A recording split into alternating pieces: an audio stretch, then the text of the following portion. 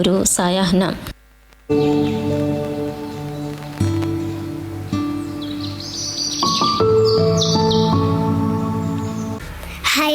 എന്താ ഉമ്മ? ഷെസിനെവിടെ? ഞാൻ വീടുണ്ടുമ്മ. മതി കളിച്ചത്, രണ്ടുപേരും വുളൂ ചെയ്യ്, ബാങ്കി വിളിക്കാറായി. എന്താ അമ്മ കഴിക്കാനുണ്ടാക്കിയത്? അരിപ്പൊടിയൊക്കെ തീർന്നിരിക്കുക, കുറച്ച് പുട്ടുണ്ടാക്കിയിട്ടുണ്ട്. കറിയോ? കറി വെക്കാൻ ഒന്നും ഉണ്ടായിരുന്നില്ല. പുട്ടാകുമ്പോൾ കറിയില്ലാതെയും കഴിക്കാലോ.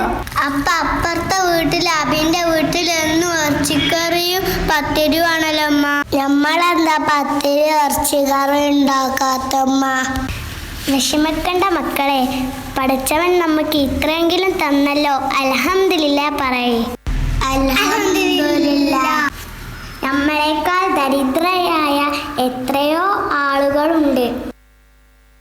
ഇന്നലെ ഉമ്മ ഒന്നും കഴിച്ചിട്ടില്ല, അതുകൊണ്ട് നമുക്ക് കുറച്ച് കഴിച്ചാൽ മതി.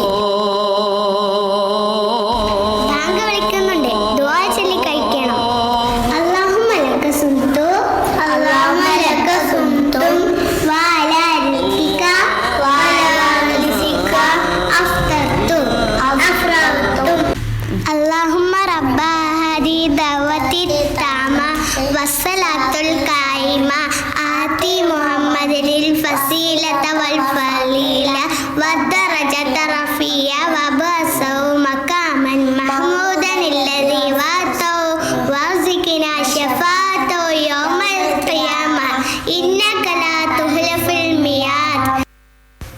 വല്ലതും തരണേ മക്കളെ.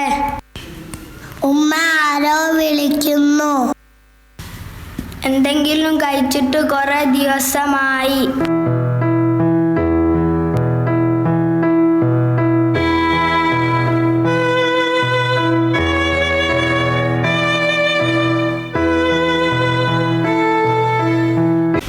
ഇന്ന മോനെ ഇതങ്ങ് കൊടുക്ക്.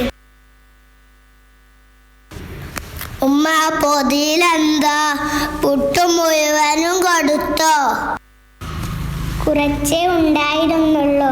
വല്ലതും കഴിച്ചിട്ട് കുറെ ദിവസമായി എന്നല്ലേ അദ്ദേഹം പറഞ്ഞത്.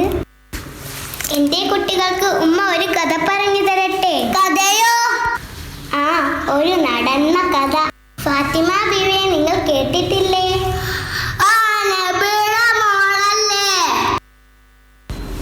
ഫാത്തിമ ബീവിക്ക് 2 ആൺകുട്ടികളുണ്ടായിരുന്നു. അവരാണ് ഹസനും ഹുസൈനും.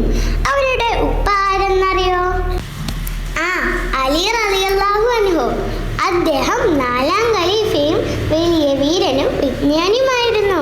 ഒരു ദിവസം അദ്ദേഹവും ഭാര്യ ഫാത്തിമ ബീവിയും മക്കളായ ഹസനും ഹുസൈനും കൂടി നോമ്പ് പിടിച്ചു. എന്നിട്ട് അന്ന് പകൽ മുഴുവൻ ഒരു യഹൂദന്റെ തോട്ടത്തിൽ ജോലി ചെയ്തു. കൂലിയായി കിട്ടിയ ഗോതമ്പുമായി അലി റളിയല്ലാഹു അൻഹു വീട്ടിലെത്തി. ഫാത്തിമ അത് പൊടിച്ച് റൊട്ടിയുണ്ടാക്കി. നോമ്പ് തുറക്കാൻ നേരമായപ്പോൾ ഒരു യാചകൻ വിശന്നു വലഞ്ഞ് അവരുടെ വീട്ടിലെത്തി. അവർ ആ റൊട്ടി മുഴുവൻ അയാൾക്ക് കൊടുത്തു. എന്നിട്ട് അവിടെ ഉണ്ടായിരുന്ന ഒരു ഈത്തപ്പഴം മുറിച്ച് 4 പേരും നോമ്പ് തുറന്നു. പിറ്റേ ദിവസം അവർ നോമ്പ് പിടിച്ചു. അന്നും യഹൂദന്റെ പറമ്പിൽ ജോലി ചെയ്ത് കിട്ടിയ ഗോതമ്പ് കൊണ്ട് പലഹാരം ഉണ്ടാക്കിയെങ്കിലും കഴിക്കാൻ നേരത്ത് മറ്റൊരു യാചകൻ വന്നു. അതും അയാൾക്ക് കൊടുത്തു. പിറ്റേന്നും നോമ്പ് പിടിച്ചു. അന്നും അതുപോലെ തന്നെ സംഭവിച്ചു. അങ്ങനെ തുടർച്ചയായി 3 ദിവസം ആഹാരം ഒന്നും കഴിക്കാതെ അവർ നോമ്പ് പിടിച്ചു. എന്തിനാ അവലും നമ്മളെ പോലെ പാവപ്പെട്ടവരായിരുന്നു. നമ്മളെക്കാൾ ദരിദ്രനായിരുന്നു. പടച്ചവൻ ഇഷ്ടപ്പെടുന്നവരെ അവൻ പരീക്ഷിക്കും മക്കളെ. ക്ഷമാശീലർക്കുള്ളതാണ് സ്വർഗം. ഫാത്തിമ ബീവി സ്വർഗത്തിലെ സ്ത്രീകളുടെ നേതാവാണെന്ന് റസൂലുള്ളാഹി പറഞ്ഞിട്ടില്ലേ?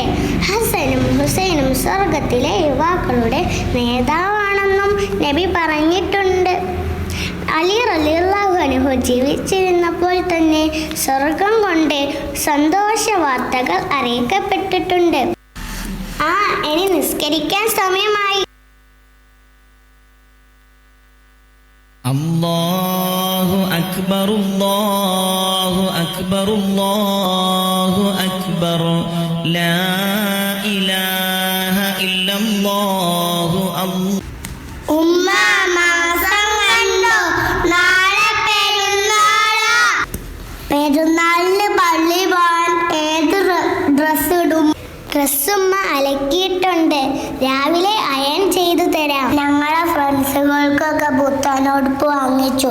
ഞങ്ങൾക്ക് എന്താ പുത്തനുടുപ്പ് വാങ്ങിക്കാത്ത? നമുക്ക് പണമില്ലാത്തത് കൊണ്ടല്ലേ മക്കളെ. പുത്തനുടുപ്പ് തന്നെ വേണമെന്നില്ല, വൃത്തിയുള്ള ഡ്രസ് ധരിച്ച് പോയാൽ മതി. അസ്സലാമു അലൈക്കും. ഷെസിനും അയാനും തരാനും ഉപ്പ തന്നു വിട്ടതാ. വാങ്ങിച്ച മക്കളെ. ഹായ് പേരും ഷർട്ടും. അതാണോ ആദ്യം പറയേണ്ടത്? അൽഹംദുലില്ലാ, ജസാക്കല്ലാഹ് ഖൈർ പറയ്. എന്നാൽ ഞാൻ പോട്ടെ, നമുക്ക് പള്ളിയിൽ വെച്ച് കാണാം. അസ്സലാമു അലൈക്കും. തൃപ്തിയായില്ലേ നിങ്ങൾക്ക്? പടച്ചവന്റെ അനുഗ്രഹത്തെ തൊട്ട് നിരാശരാവരുത് മക്കളെ.